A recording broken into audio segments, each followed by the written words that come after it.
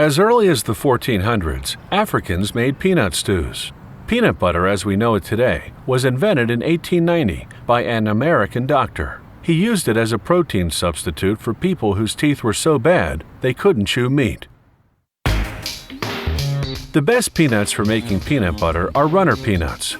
Because they're uniform in size, they roast more evenly than peanuts that vary in size. They arrive at the peanut butter factory already shelled. To make an 18-ounce jar of peanut butter, it takes 20 ounces of peanuts. That's about 1,100 peanuts. The first step is to roast them. The nuts travel through a hot air roaster, heated to 399 degrees Fahrenheit. The shaking motion moves them around so they roast evenly. Almost 4 tons of peanuts go through this roaster per hour. When they come out, they've turned from white to light brown.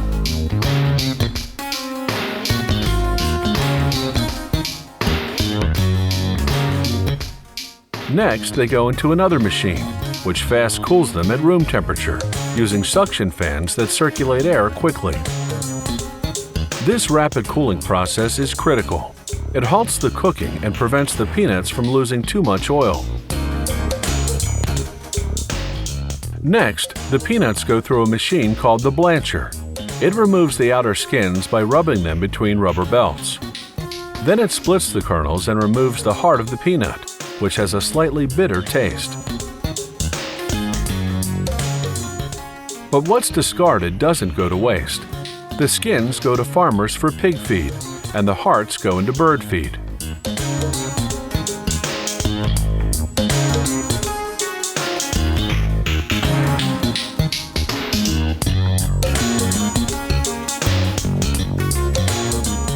The peanuts land in a big stainless steel hopper.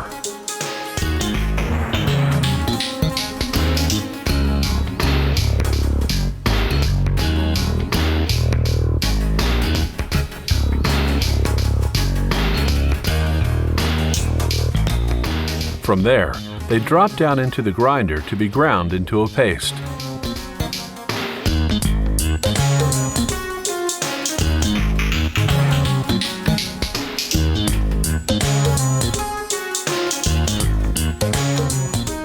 At this point, the other ingredients go in: salt, sugar, or another natural sweetener, and a small amount of hydrogenated vegetable oil, which acts as a stabilizer to keep the peanut oil from separating and floating to the top of the jar.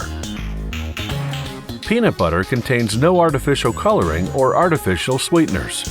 It has no preservatives either, yet doesn't need to be refrigerated. The peanut butter is finally ready.